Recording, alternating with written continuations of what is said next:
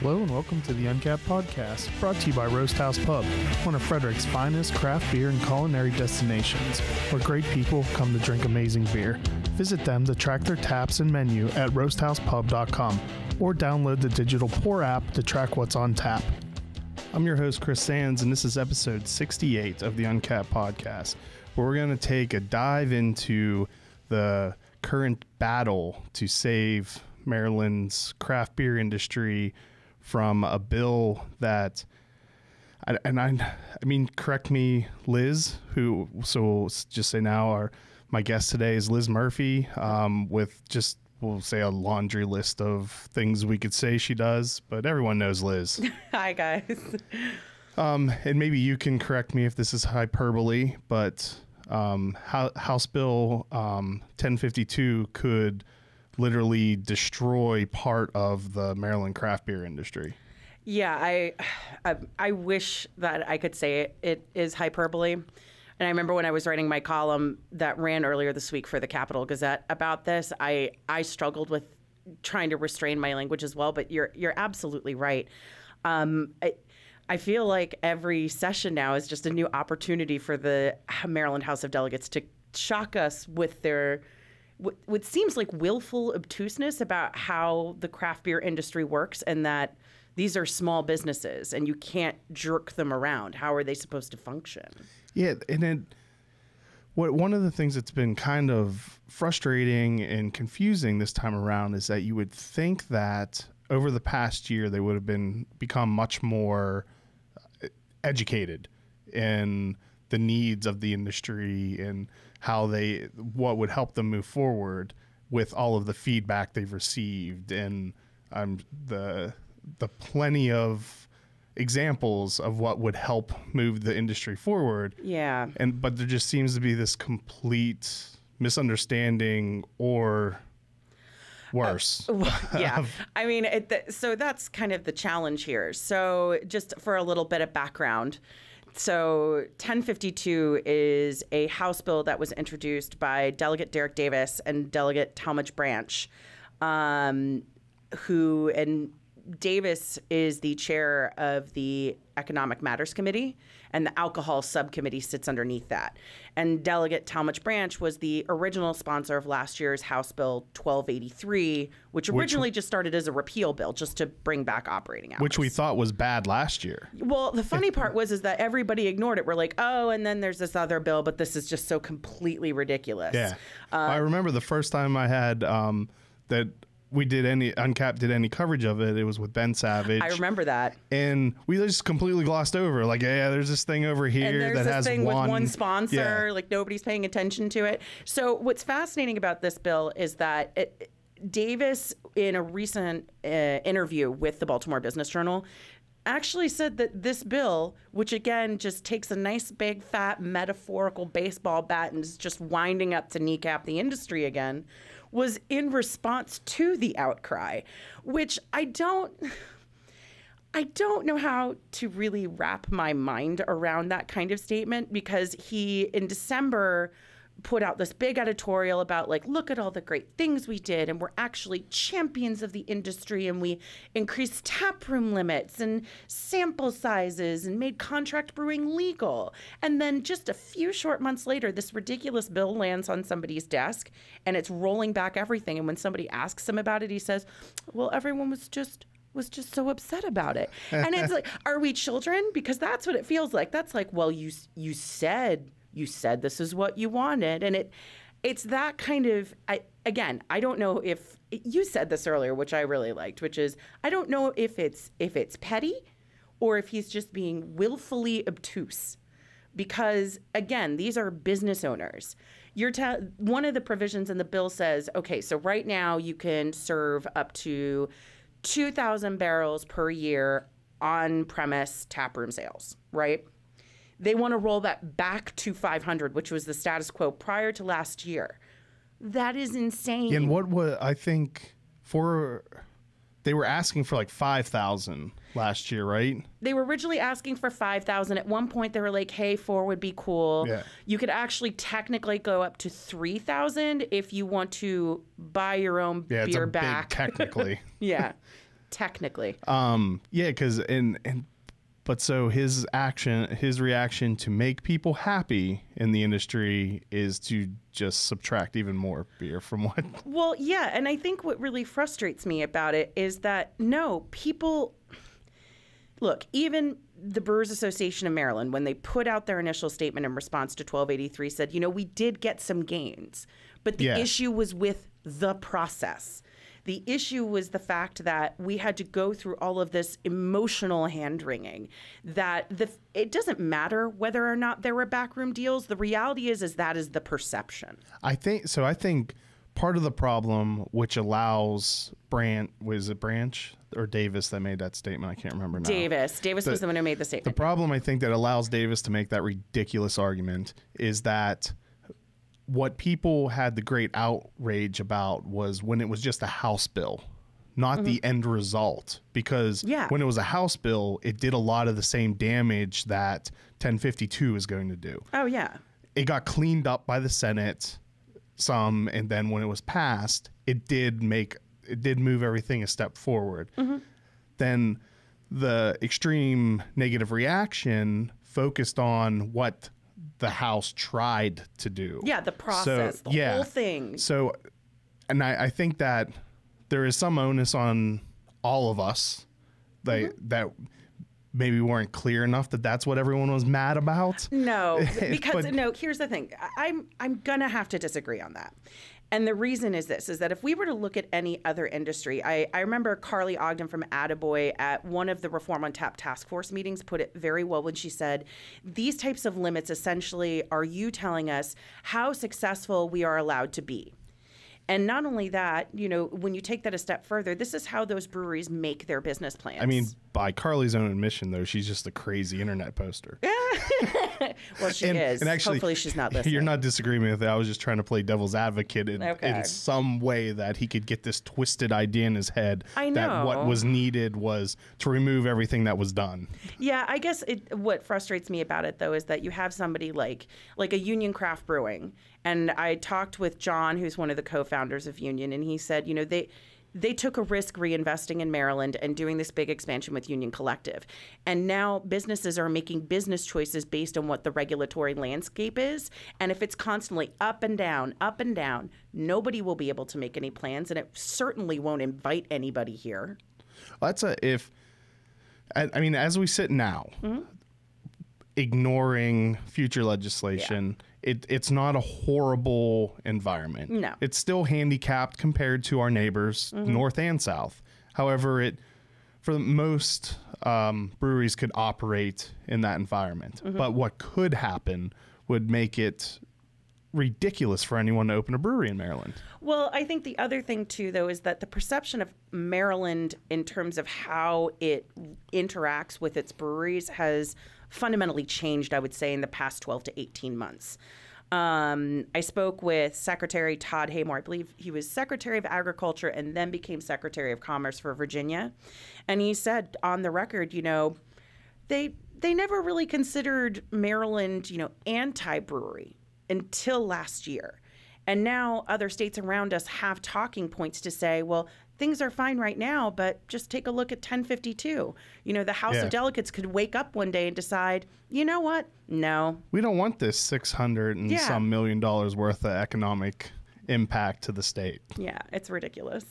So I think that's the kind of stuff we have to keep in mind. You're absolutely right when you say right now, if you were to just kind of put blinders on and maybe some soundproof headphones and tune out all the noise, the laws that we have aren't great, but they're not terrible. But once you take any of those things off and you start listening and kind of gaining that situational awareness, Maryland is distinctly unfriendly. Yes. That is the posture we've adopted.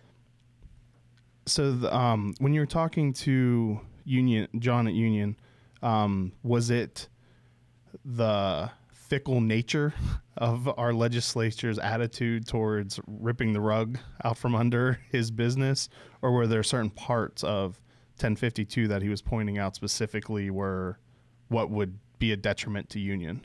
So our conversation about it was fairly short, so I don't want to speculate on the details. But I mean, again, I think it just kind of goes back to the broader discussion of when people make the choice to reinvest anywhere, they have a single business, they're choosing to make it larger, move to a different place. You are making the choice to tie significant amounts of money, capital, loans to that place and to that business. And that's going to have to be predicated on the notion that you trust the regulatory climate to stay at least somewhat stable. And so if you have things where production limits, sales limits, all of these different pieces moving around, that's going to create a lot of instability that I think is it's a turnoff for business owners. One of the arguments from last year, I remember, is that, what's the point of increasing taproom sales? Nobody's getting close to it. And Alec Ross, who's a Democratic gubernatorial candidate, had a really great response to that. You're never going to build out the infrastructure to even get close to it if that's the limit. If the limit is there, you're not going to try. That's irresponsible business practices. Well, and there's already breweries that limit their taproom hours or the days that they're open so that they don't have to worry about in August or September having to shut down their taproom because they've reached their limit. Yeah. I mean, that was back when it was 500, which 1052 wants to reinstate. I don't think anyone's close to 2,000, but yeah, I can't imagine anyone is. No. But still, that's the perfect example. Why would you work to get to that point if you're just going to hit the ceiling and not be able to sell anymore? It's irresponsible.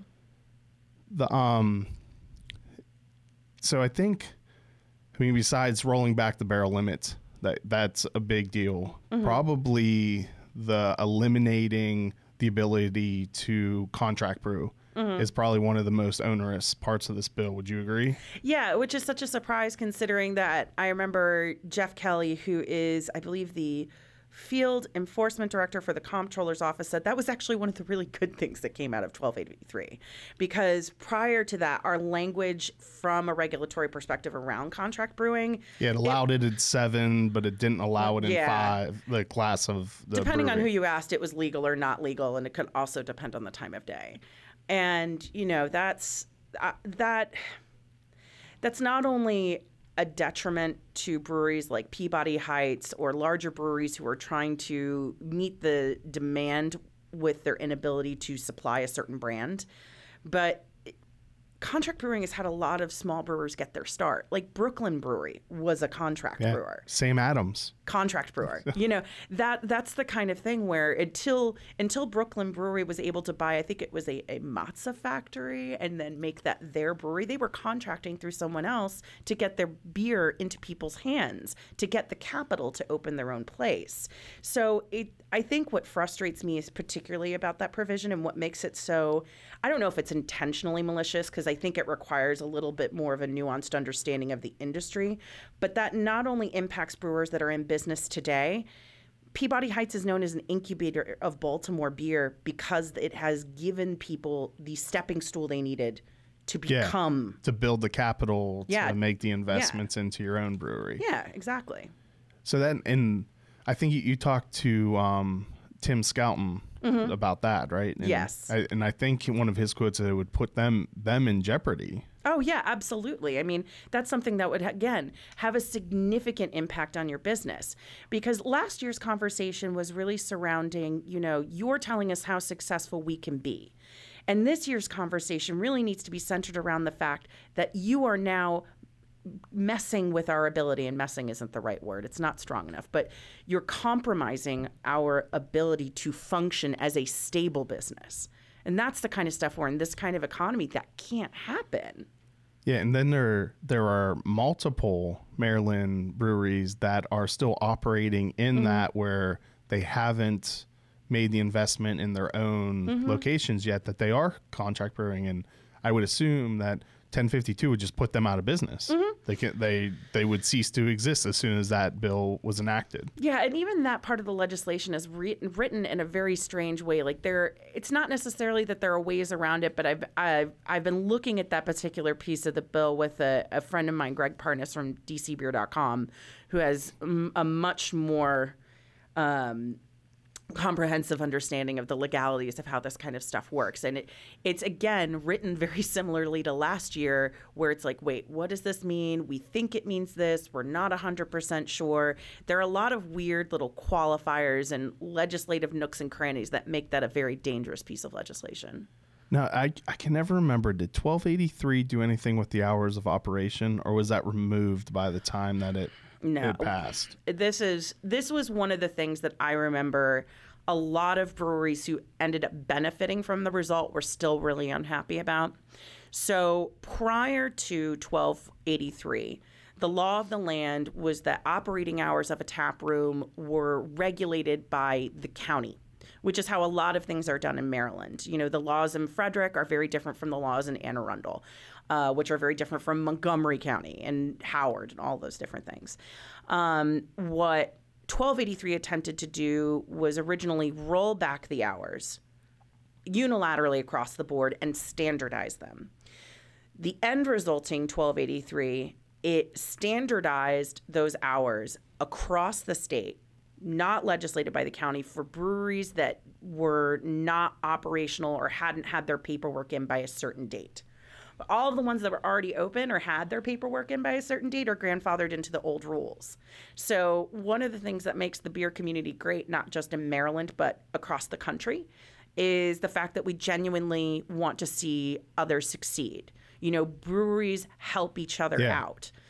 They don't, you know, it's competition, but it's friendly competition. And there really is this feeling of being all in it together. But if you're a new business owner coming into a new area and you know that there's a tap room within a mile of you that doesn't have to play by the same rules as you close at 10 o'clock, but maybe they get to stay open until midnight. That can be problematic. So I know a lot of breweries who ended up not having... And confusing to the consumer, too. Yeah, it's very weird. And, you know, that's why I think a lot of breweries, you know, the Flying Dogs, you know, they didn't, you know, it's like, well, thanks, but we don't want to create this kind of climate within our own community. It's not fair. All right, so that did pass. That did pass. Okay. And what does 1052 do for that? Or is it ignore it and just leave it there? It's not one of the really provisions that we're talking about in 1052, if I recall correctly. So it's not. So the only thing that people did have a legitimate gripe about, not really addressed. Davis didn't want to remove that piece. If I recall correctly, and you know, internet, feel free to correct me if I'm wrong. It's Friday. Yeah. That really wasn't a major talking point of this bill. What I will say is funny about it, though, is that if anything, you know, one of the biggest gripes of 1052 that came out was, okay, so it wants to roll everything back and reset the clock, except for Guinness. We're just going to kind of... Yeah. They're fine. They'll still get to play by the 2,000 barrel rules. And Guinness, within 24 hours, said, okay, so we appreciate that. Thank you, but this is a terrible idea. This flies in the face of like they put out a statement, and the thesis essentially was, this is a bad idea. This goes against everything that we're trying to accomplish in Maryland for beer tourism and all of that stuff. So if the one party that you're trying to say, hey, we got your back, is saying, no, it's cool. Yeah. You might have taken a wrong turn somewhere. So, yeah, they're in one of their districts, right? Yeah, so they're in Baltimore County. Okay, that's what. Yeah. Conveniently enough for their. Yeah, that was. I love that statement that they came out with.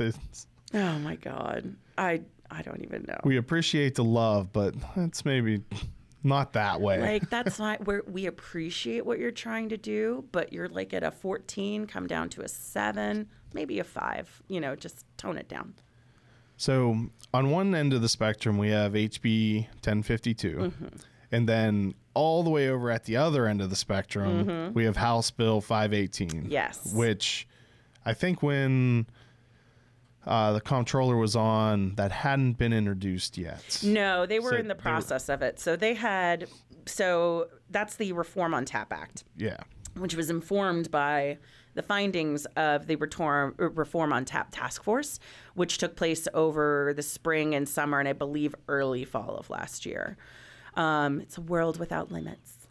Which you were a member of. I was a member of. So that bill basically removes every limit, and yes, it not does. every limit. I mean, it frees the hands of brewers to operate in a safe but less restrictive environment. Yeah, I mean, it's still regulated. And I think one of the things that this piece of legislation does really well is that I think Francho, with his bill, has created an opportunity for us to have really important discussions about how much brewers are allowed to sell, how much they're allowed to produce, and not only that, what do their relationships with their distributors look like? So I know a lot of people are pushing back because, it is, this is, hey, I'm going to take the tablecloth out from underneath and I promise all the plates are going to stay there. But I think it is something that, it is a conversation that needs to happen. We need to be talking about why are we in such an overregulated industry? And I know usually it's, it's because it's alcohol. Right. But I feel that sometimes in Maryland, the conversation is, we are, one tap room away from becoming, just everything devolving into anarchy. And other states which have regulations that mirror very similarly what we see in House Bill 518 are fine. Yeah. People are getting up and going to work every day. Nobody's going out of business. Turns out the majority of adults can make adult decisions, and I am not one of those adults, but those who can do it, I applaud them. And then I feel like in some aspects, lost in all of this noise, there are the 6 bills that the Brewers Association is mainly backing that do a lot of the same things that Reform on Tap Act 518 do, but they're broken up into 6 different categories and maybe have slightly different tweaks to what they're accomplishing. Yes. And those are House Bill 1148, House Bill 1369, House Bill 122, House Bill 1015, and House Bill 1176, and then corresponding Senate bills for each one. Yes. So there's a lot that people need to memorize. Well, I mean, there will be a test next week. I've been asked about that previously. How do I feel about those bills? And I think this is a great opportunity for discussion, because what that says to me is that if we're able to get sponsorship on both sides of the General Assembly, that means more legislators are becoming informed. That means that is a signal to me that brewers are doing something that historically they haven't done a ton of in the past. Then again, they haven't really had to, which is getting in front of the legislators, talking with people, explaining, what their business model looks like, how they're contributors to the community, and how breweries not only support their own businesses directly, they also support a whole agricultural subsection of our economy that we never even talk about. So I know there's a lot going on this session, but, that signals to me that we're starting to have much more informed discussions on the Hill, which is not something that was happening last year. I mean, if I recall correctly, one of the sponsors of one of the bills, and I apologize for not knowing the bill off the top of my head, but I think his name is Eric Ludke. He had said that House Bill 1283, which passed with unanimous support in the House, he said he never would have voted for it had he known what it actually did, because A, some House members said they felt that they were misled by the contents of the bill, and B, some of them just simply did not understand. They're in session for 90 days. They deal with thousands of bills, and they have to be experts on everything. Over a wide range of topics. Exactly. So I think, again, there's a lot going on this session, but that is that signal of we're having conversations that matter. We're getting these issues put front and center so we don't have something like that happen again. The day that 1052 first came out, there were a ton of people posting on Facebook in the Maryland Beer Drinkers group. and a couple people had called Branch. I don't think anyone was successful getting a hold of Davis. And one person, and obviously I'm a third party, so I don't know if it was an accurate conversation, but said when he talked to Branch, he said 500 sounded like a lot of beer to him. 500 barrels sounded like a lot. That's a common thing I hear a lot. And I would agree wholeheartedly. Last year, that misconception could take place. I feel like there's been enough uproar and people talking that they would have, you would think that they would have a better understanding. I think so, but I mean, this was a conversation I was having with somebody else last week, is that, we understand that because we're very much in the craft beer community. We understand how it works. We understand how when you're operating at that scale, that's why that number increases exponentially in terms of how you grow a business. But think about all of the people you need to get on board with your cause. They are not people who are, obsessively standing in line for Rick and Morty themed beers at Cushwa Brewing. Which, without contract brewing, we would not have that beer. Yeah. At least in a can. Oh, it's such a great can. But I think the thing that people need to realize is that we have not done a good job explaining these issues in a way that isn't specific to beer, because these are small businesses, but they're also manufacturers. And we're not having manufacturing conversations. We're not providing any sort of clarity or context to people in a way that's digestible. I mean, I remember even myself last year, and I'm in the community struggling to try to somebody asked me once to give them the elevator pitch of what was happening, and the word salad that spilled out of my mouth just because I'm still trying to wrap my brain around it. These are hard issues to talk about succinctly with people in a way where their brain doesn't shut off if they don't understand it. Yeah, that may. One way that I thought the Reform on Tap task force way of marketing their bill worked well was they got quotes from the areas of the industry that the argument has been that it would kill them. Yeah. Doc to restaurant owners. I think there were some even from distributors that provided quotes. And even our favorite Frederick restaurant, Roasthouse Pub, provided their support for House Bill 518. Chris, the Segway Swan flies again. That could have been beautiful, and then you had to ruin it by pointing out that. Which, this will be a shorter one, but I want to thank Roasthouse not for only supporting our podcast, but also supporting craft beer in general. And if he's located in the East Coast craft beer capital, which is Frederick.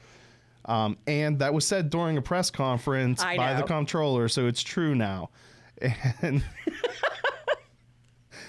And so if there was any restaurant or retailer, like a place where you would have a hard time, Frederick would definitely be one of the places. Oh, for sure. However, he flourishes in this environment and recognizes that brewery selling more beer doesn't hurt him. So I'm glad that he was willing to that Mary and Nico were willing to give their quote to the Reform on Tap task force and continue to support the industry. Yeah, Joe Petro, who owns... instead of sharing half-baked editorials about public safety and the stuff that some distributors do. I can't even start getting into that. No, Joe Petro is another great retailer. So he owns Hair of the Dog out in Easton and Talbot County. And Talbot County's a special county where we talked about it earlier, county by county, the rules are always different. Talbot County, you can sell beer in grocery stores, gas stations, anywhere. So they're competing hand over fist everywhere. And he and I had a conversation earlier this week that I'll be publishing soon, where it really, the crux of his opinion was, he sees the benefit of craft brewers. He sees us, if they're successful, I'm successful. And he's saying that, he is a beer supporter. He loves local craft breweries, but he owns his own business. So it's not a philanthropic gesture for him to say that. He sees the benefit to his business as a retailer. to help support this sector and grow it. And then I think that's also an argument that's often lost, that these aren't just, they're not just breweries, they're small businesses that are being attacked. And they're small businesses that can't easily move away from the areas. They have very large capital investments that aren't easy to move physically. Oh yeah. So they're stuck in this environment that has for some reason become hostile towards them. Well, they're not only stuck in that environment. I mean, what's the running joke? You go into brewing to be famous and rich. Yeah. I mean, like, they not only have their own money on the line, they have loans, they have their houses. Some have their mortgages and their houses up as collateral for these business loans that they've taken out in order to start this business. And I think that's why, you know, I absolutely understand and agree with the fact that, you know, when people try to say, well, just change out alcohol for milk and tell me how ridiculous these arguments are. Alcohol is a different beast entirely because it's alcohol. And I completely agree with that. However, it is exactly what you just said. You know, this is really about the fact that these are business owners and you are just jerking them around. And these are people's livelihoods. These are jobs. You could ruin somebody's life this way. You could destroy somebody's business. Because how many jobs do they support? It's like 6,541. Yeah, a lot. And that's what you're putting at risk. And continuously growing. Yeah. Graham and I were at Monument City getting Nobo during the last release, and so good. And Greg from Waverly was there too, and they said along the same quote where that people assume that like they make a lot of money, and that he's like, when you open a brewery, you don't make a lot of money, you make a lot of beer. Yeah.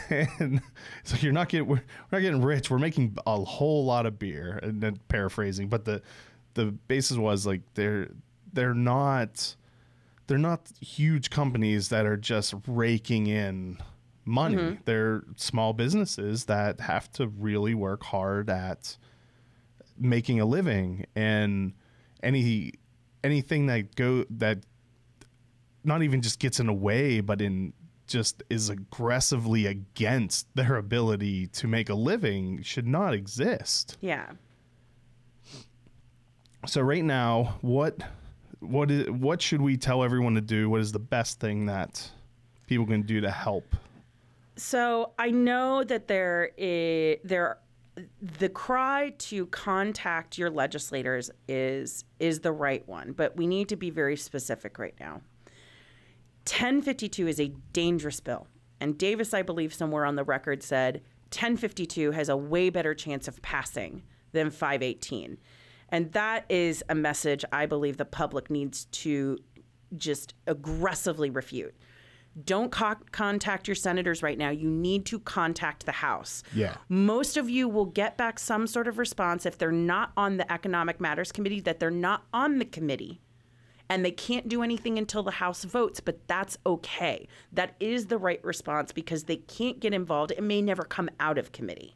So the important thing right now is to just call, email, send carrier pigeons, contact your delegates, tell them you support the Reform on Tap Act 518, and under no circumstances should a harmful, terrible bill like 1052 be allowed to pass. That's it. End of story. And I like the way that Bam puts it, with polite persistence. Exactly. Which is very important. Yes.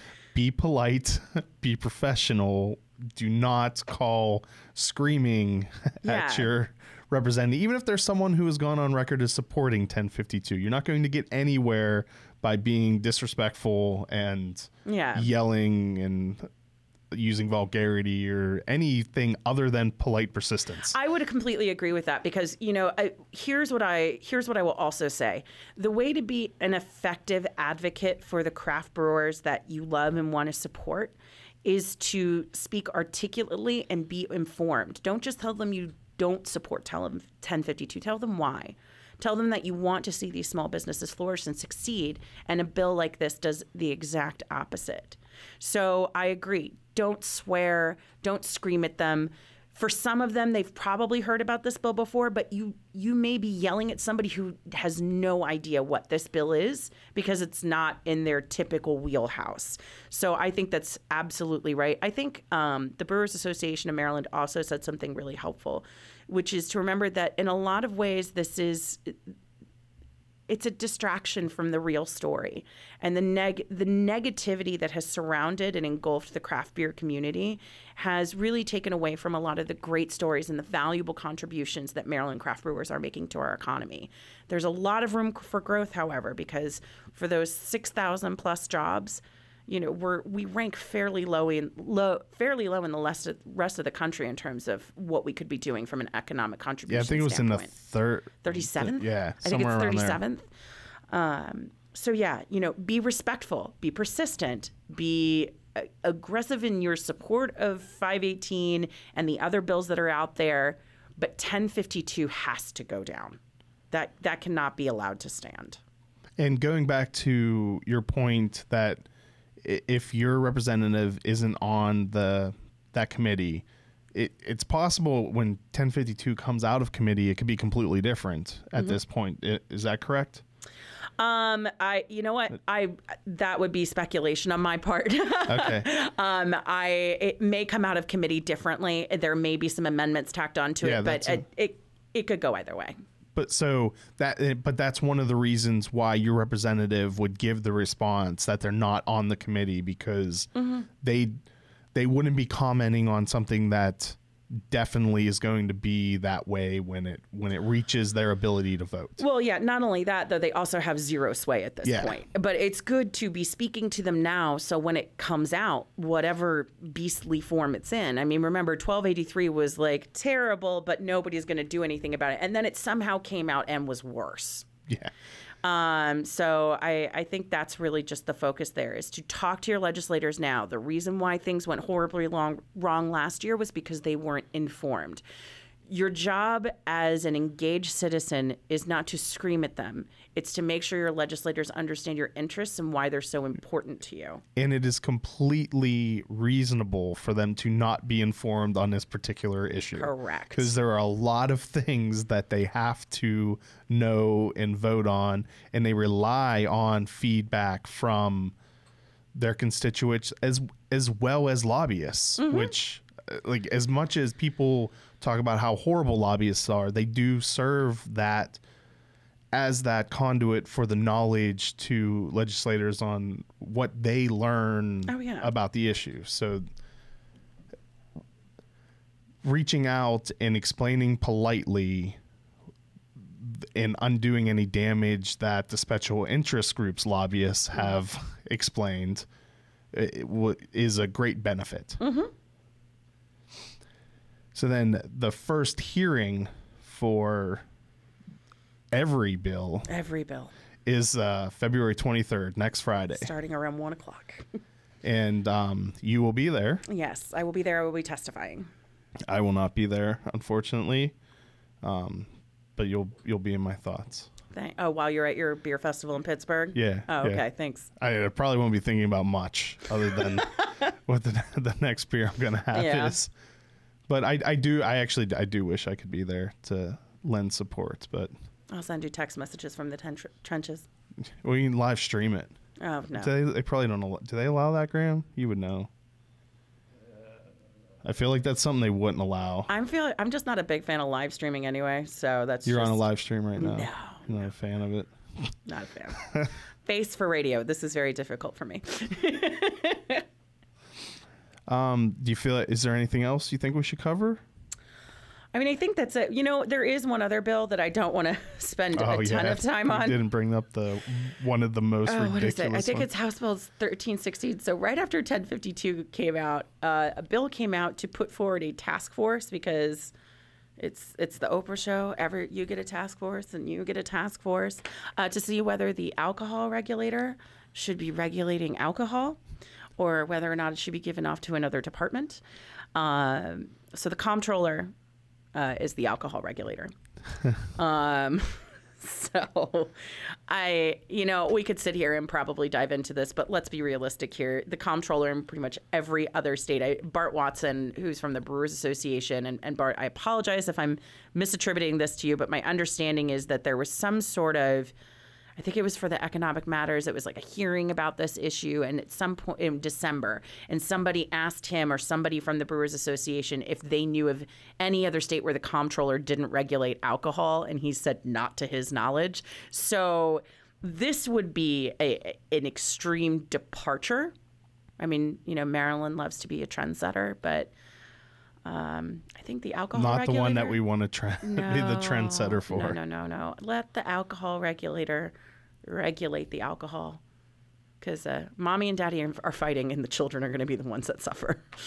And in some ways, I wonder if the scorched earth approach that was taken may have hurt some, because like that bill and 1052 in a lot of ways seem punitive. Yeah. It's like, all right, you want to make us angry? This is what we're going to do. Yeah, I think that's what's really frustrating about this, is that this is again what I wrote about earlier this week. These bills are a message, and a lot of people are having fun, or at least, kind of getting revved up, oh, is this a message to Francho, or is Davis upset at the Brewers, or who is it? Maybe it's both of them. But it's distracting, again, from the fact that we have businesses on the line. Yeah, the problem is we're not watching a soap opera. Yeah. Like, there's people's livelihoods and their jobs. This is an entire industry at stake. And I remember over the summer listening to the Reform on Task meetings, and the distributors rightfully did have great conversations during those meetings about how much they give to the community and how, they could be hurt. And I disagree in a lot of ways with some of their ideas about how to protect their businesses. But if we're willing to put so much weight in their ability to contribute and how important it is to make sure that their businesses are okay, why do brewers not matter as much? Why are their businesses expendable at the expense of them? Why do we protect others? So that's my... Have you had the chance to talk to many legislators? No. Okay. Not yet. But I will be soon. Yeah, I was going to ask you if you had a sense of right now what the people, where things are headed, what right the now I'm is. Focusing on just kind of like not dry heaving while I'm giving my testimony, and then once I get beyond that, I'll start figuring where I'm very interested to take the temperature of that room, and I think that's where that conversation's going to start. They do live stream those, don't they, Graham? They do. They Okay. do live stream them, and then the video is available afterward. I'll still have to watch. Yeah. Probably won't, but I'll have to watch. You can fast forward through mine. It's fine. All right. So anything else you would? No, that's it. All right. So thank you, everyone, for listening to us. I urge you, if you agree that the craft beer industry, you want to support them, to politely contact your legislators. We cannot emphasize enough the politely, Respectfully. and respectfully contact your legislators. Phone calls go a long way. A lot of them are on social media, but a more personal touch goes a long way. And thank you, everyone, for watching and listening. Cheers. Cheers.